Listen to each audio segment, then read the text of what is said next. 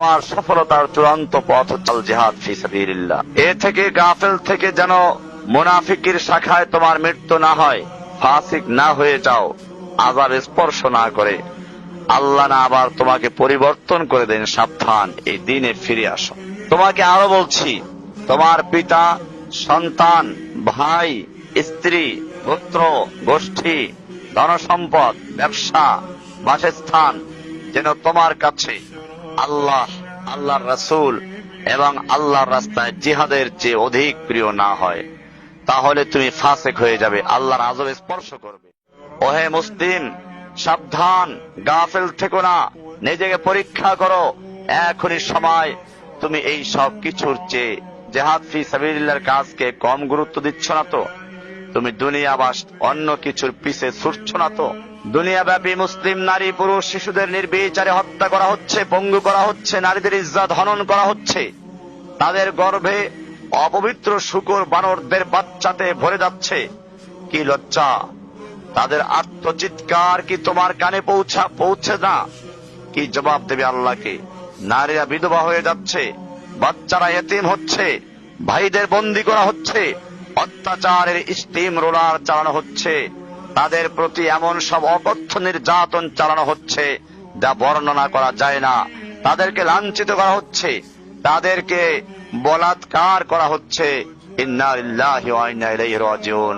তুমি কোথায় হে খালিদের উত্তরসূরি? মুসলিম দেশগুলো কুফফাররা দখল করে নিয়েছে, আর কোথাও বা রয়েছে ইহুদি খ্রিস্টানদের পা চাটা গোলাম মুরতাদদের শাসক, যারা তাদের প্রভুদের খুশি করতে মুসলিমদের বন্দী, হত্যা, নির্যাতন সহ কোনো কাজ নেই যে তাদের বাধে।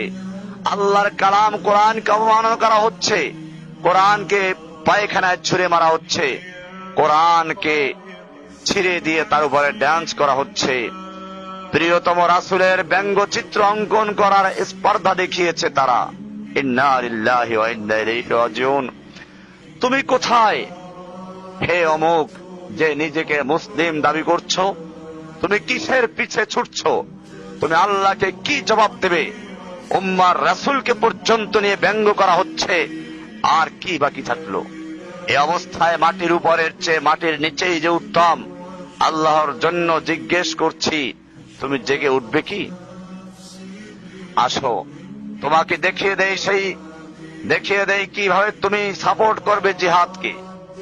বিশুদ্ধ নিয়াত করো জিহাদের জন্য, শহীদ হওয়ার কামনা করো, জিহাদে মাল দাও, অন্যদের থেকে মাল সংগ্রহ করো, মুজাহিদদের ফ্যামিলি দেখাশোনা করো, মুজাহিদকে প্রস্তুত করে দাও, জিহাদের জন্য উৎসাহিত করো, মিডিয়ায় কাজ করো, মুজাহিদদের হেফাজত করো, তাদের বিষয়গুলো গোপন রাখো, তাদের জন্য দোয়া করো, জিহাদের সংবাদ ফলো ও প্রচার করো, জিহাদের ইলম ও ফিকহ শিক্ষা করো, মুজাহিদদের জ্ঞানগুলো শিক্ষা দাও ও ছড়িয়ে দাও, জিহাদের জন্য সব ধরনের প্রস্তুতি নাও, মুজাহিদদের সাপোর্ট করো, আল ওয়ালা ওয়াল বারাআর আকীদা ডেভেলপ করো, মুসলিম বন্দী ও তাদের পরিবারের দেখাশোনা করো, বিলাসিতা ত্যাগ করো, জিহাদের বেনিফিট হবে এমন টেকনিক শিখো, হক আলেমদের চেনাও, হিজরত করো, মুজাহিদদের নসিহা দাও,